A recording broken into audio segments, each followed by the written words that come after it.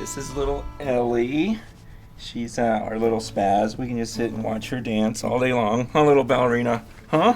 Huh? Yep. I already did it. You did it? Yeah. Yeah, show me your dance. Show me some dance moves. I just go like PA and then I'll go like this and they're best. That's nice. And this is my boy. His name's Zeke, but I just call him boy. Punch me. Hit me like a man. Come on. What you got? What you got? What you got? What you got? Yeah, what are you going to show me? Like this. Oh, that's cool. That's cool. That's my ballet. Okay, go get your sister. Go, go, go, go, go, go, go. This is my 8-year-old Mercy, my second oldest daughter, and she's our family genius. In fact, we think she might be 100% Chinese because you're really smart. Are there any kids smarter than you at school? Yes. Okay, well, we'll need to work on that.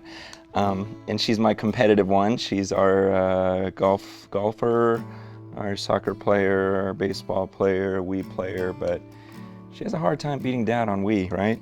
Yes. Have you ever beat Dad on Wii? A couple times. A couple times, but I was sick, huh? But she's my little buddy. And this is my first child, Rachel, who's now in 8th grade, all grown up, but still loves her dad. Yep. Yep, good. That's you, lover of Dad. She's our musician, songwriter, singer. I like to call her Chana Montana sometimes. You're just gifted. You're just gifted. I want to be like you when I grow up. Thanks. That's great.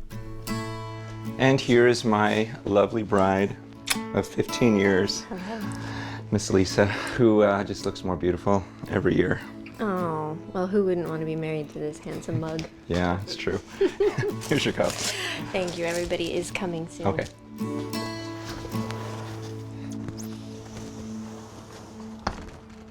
So it's absolutely impossible for me in a couple minutes to explain to you the relationships I have with my little 2-year-old boy, to my 8th grade daughter, to my wife of 15 years. All I can tell you is each of these relationships with all 4 of my children and my relationship with my wife, they're all so different, but they're so intense, and there's such an amazing love for each of them. But it's absolutely these amazing relationships. And I think sometimes when we talk about our relationship with God, it's not really a relationship. Like, we don't really think of him as a person. It's so easy when talking about God to almost see him as a concept or an idea, and suddenly we fall in love with this idea of this almighty being, and we forget that he's not just this wonderful thing up there, but he's a person, and that he wants us to be madly in love with him. And I understand there's a danger. We don't want to get to this point where we almost humanize God and treat him like our little buddy, or sometimes we can even impose on him human failures. Like I struggled with for a little while, where when I heard the concept of God being my father, I immediately thought of my earthly father. And so all of these human failures that I saw in my dad, I imposed those onto a holy God, and we have no right to do that. I think the balance is exactly as Jesus taught when he says, when you pray, I want you to call him Abba. I want you to call him Daddy.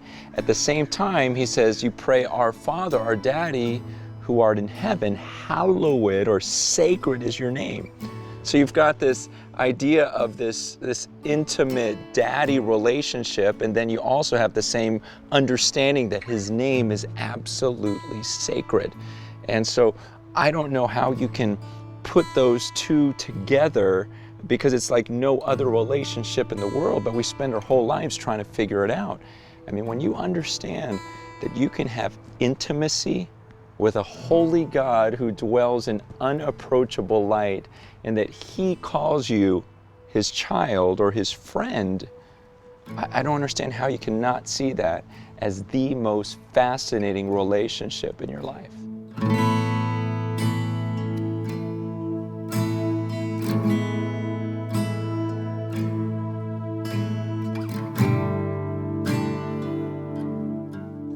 So this week in your discussion groups, I want you to talk about this idea of intimacy and this idea of reverence, because I think we all lean to one side or the other. Either we struggle with being intimate with God, or we struggle with this idea of him being this holy being. So what is it? Do you struggle with intimacy or reverence? I also want you to talk about, and be honest about this, some of the baggage you have in your life. I know a lot of people struggle with this idea of our earthly dads and our relationships with them, and sometimes that can really distort our relationship with God, and I'd love for you guys to talk about that in your groups. And then finally, this idea of being in love. As we all know what it means to be in love, think through, does your relationship with God really resemble this idea of a relationship where you are literally in love with Him?